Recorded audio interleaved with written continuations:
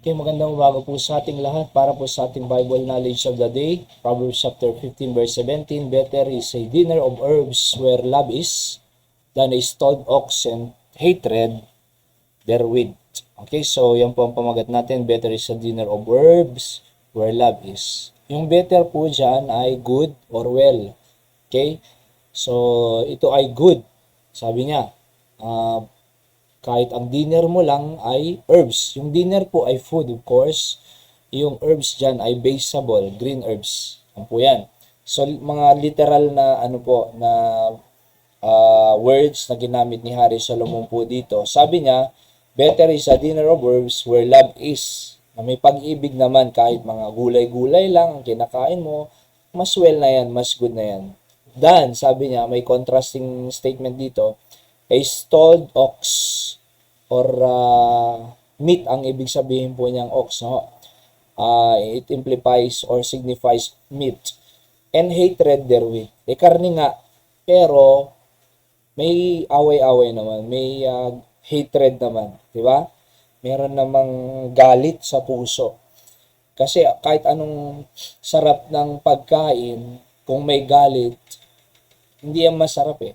Tiyan niyo po anong nagpapasarap sa pagkain? 'Di ba? Anong nagpapasarap sa pagkain? Merong good relationship, may pag-ibig sa pamilya, sa asawa, sa anak. Kahit gulay lang 'yan, kung may pag-ibig, magandang relasyon nila sa bawat isa, masarap 'yan. Kaya nga better is a dinner of herbs where love is.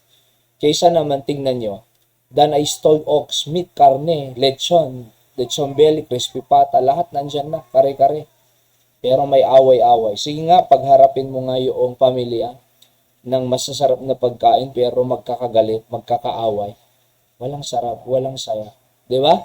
So, kaya sabi niya dito, better is a dinner of herbs where love is. So, ang keyword po dito ay yung pag-ibig po natin sa ating pamilya. Pag-ibig mo sa iyong asawa. Magandang relasyon sa asawa.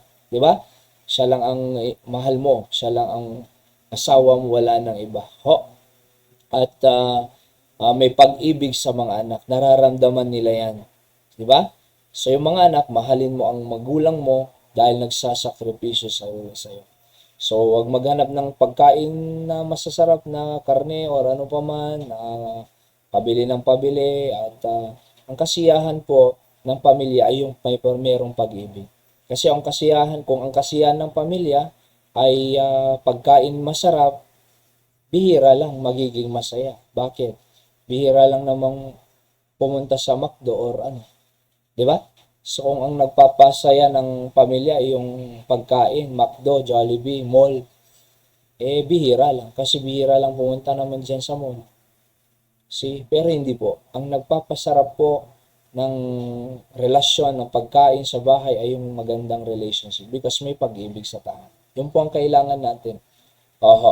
Sa ating principles of the day, eating herbs with love is better than eating meat with hatred. Pangalawa, love is the missing ingredients in the family.